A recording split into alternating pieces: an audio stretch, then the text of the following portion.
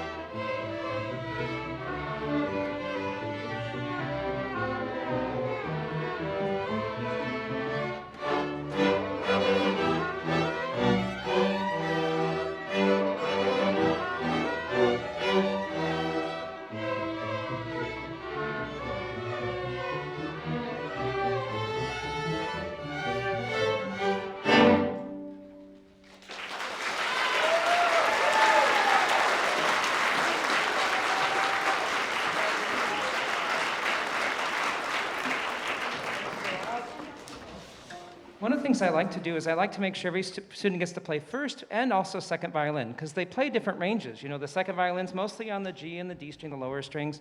The violin's mostly, the first violin's on the A and the E string. So if they only play first violin all the time, they never learn the other strings. So That's why they're doing a switcheroo a little bit there, and they're going to do a little bit of switching again a little bit later for the next piece, just as we switch around and play different parts. Good. So thank you. Our next piece, Adirondack Sleigh Ride. If you don't know where the Adirondacks are, that's out in western New York. I actually went to college out in the little town in Rochester, New York, out in western. So not in the same part where the Adirondacks are. That's actually through, what's that town? Anyway, so it goes through the, but again, it's beautiful, beautiful region in western New York in the mountains. And just imagine the sleigh ride, and there's different types of terrain. And, they're in the woods, and then they're in the country. And so there's different sections, and you'll hear those as you listen to this next piece.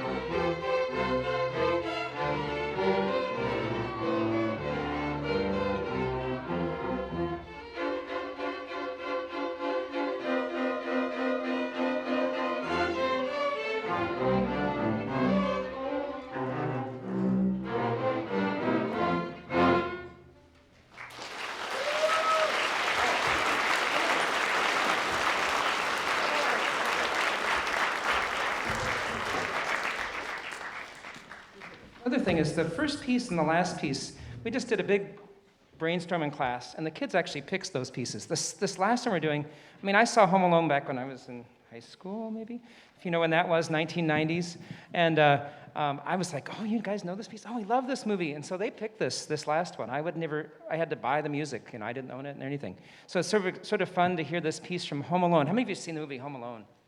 Must have seen, oh yeah, so, yeah, great piece. It's one of the classics of the holiday season. So again, Peyton back on the piano too. He's a wonderful pianist. We've got several good piano players in the orchestra program. Really excited to get him a chance to showcase his skills too.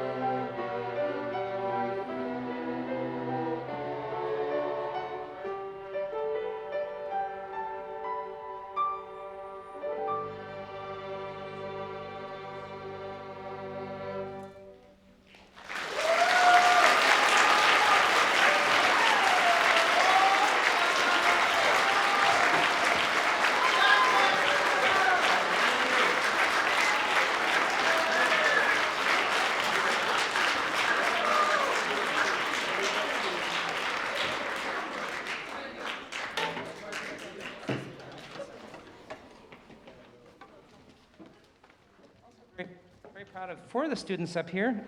Coral on the cello, Logan on the viola. Wait, let me finish naming. Logan on the viola, Peyton, who played the piano, and Ellie, who was up here in the first chair, made our district honors orchestra. They were the only 4 that tried out, and all 4 made it, because of course they're all awesome. So give them a round of applause for that too. Yeah. So if you look in your programs, there's a list of when the concerts are. Lots of different concerts coming up. You can see that their concert's the 17th of February, so it's a ways away. It's going to be at Blaine High School this year, so it's a district honor, so it's being conducted by the Blaine High School orchestra teacher. There's about 60 students from across the district that are a part of that program, from middle school, 7th grade up through 9th grade.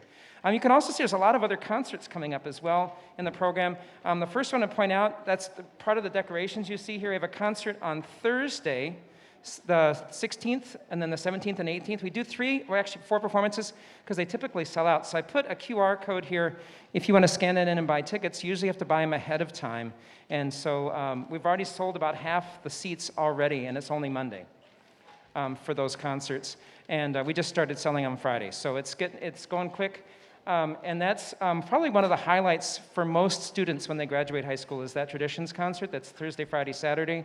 For me, it's one of the most special concerts we do. It's with the band, the orchestra, and 2 choirs. Actually, there's a total of 7 different performing groups in that concert, and we do it in the round. The choirs sit in the balconies, and the concert's just one big continuous music fest for about an hour and a half. It's only an hour and a half long program. It's not that long.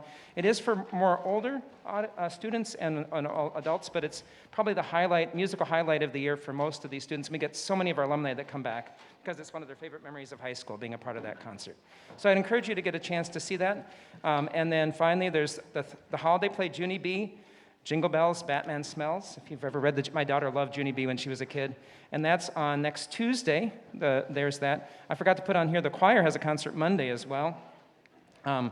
And then the fiddle group, we're going to start that up. There's a little bit of information about our program, and I'll talk more about that a little later, because it looks like they're about ready to start here. But you'll have all that information about upcoming events and concerts coming up in the spring and the rest of the winter. We're getting close here. Give them some more time to set up. Okay. So I did mention there's one other concert in there. March 1st is our next concert, and then March 5th we have a solo ensemble concert. We're hosting the Region 5 AA contest here this year. So I'm going to try and get as many Coon Rapids students involved in that event. So talk to your students about that. We'll start doing some music selection in January for solos and ensembles if kids want to do that contest. It's an optional event, but I highly encourage that. So.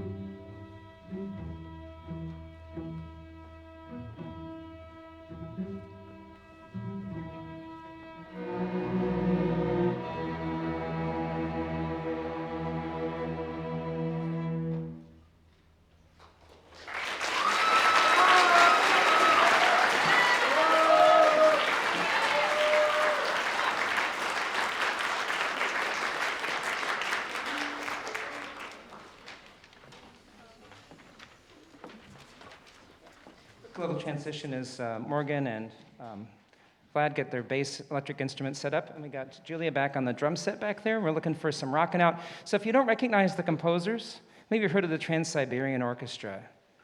So this next piece is by the two arrangers that do all the arrangements for the Trans-Siberian. So it's Trans-Siberian. Maybe you recognize it, Wizards in Winter. So it's a fun little piece. So rocking out on this next one here a little bit. That first piece, as you heard, had a nice little groove too, Latin groove, Puerto Rican music.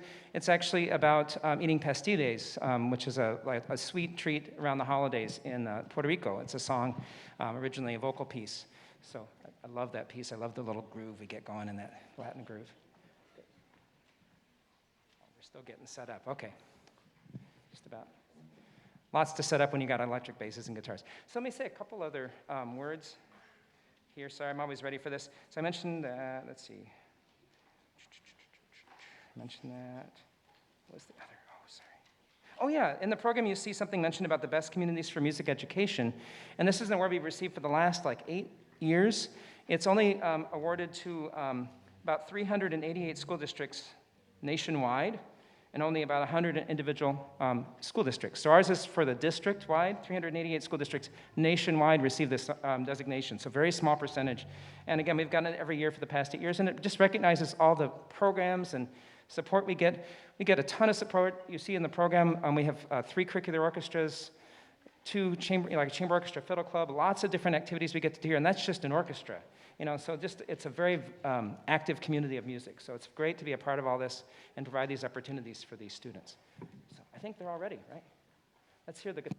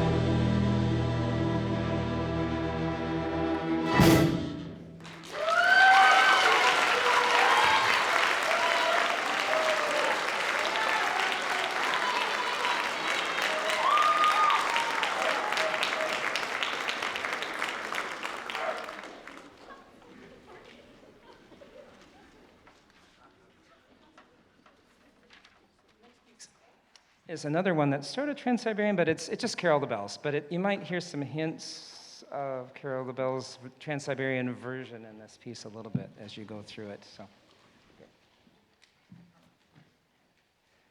Final thing, I just want to mention while they're getting the basses set up and getting back to their other instruments, there's also at the very bottom of the program a little bit about why study music. And I always find it really fascinating that according to there was an article in there that talks about, what was the, I gotta pull it up here. Scientists found,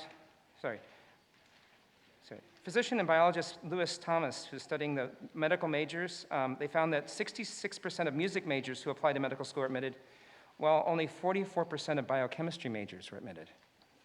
So I thought that was pretty interesting, that being a music major, that doesn't mean they don't study science, of course. They're going to know their science, they're going to be well-rounded. But I just thought it was interesting. I know a lot of music majors. I played in high school with a group called the Medical Arts Symphony. I grew up in Kansas City, in UMKC concert, and there was, at the medical center there, they had an orchestra just of doctors. And sometimes they'd need an extra bass player or something, so I'd play along with them. My father-in-law is a medical doctor. He's a flute player as well. And Einstein, probably most famous, a violinist. A very high-level violinist. So a lot of scientists and music go together. So encourage your kids to do music because it makes them smarter at science. Okay.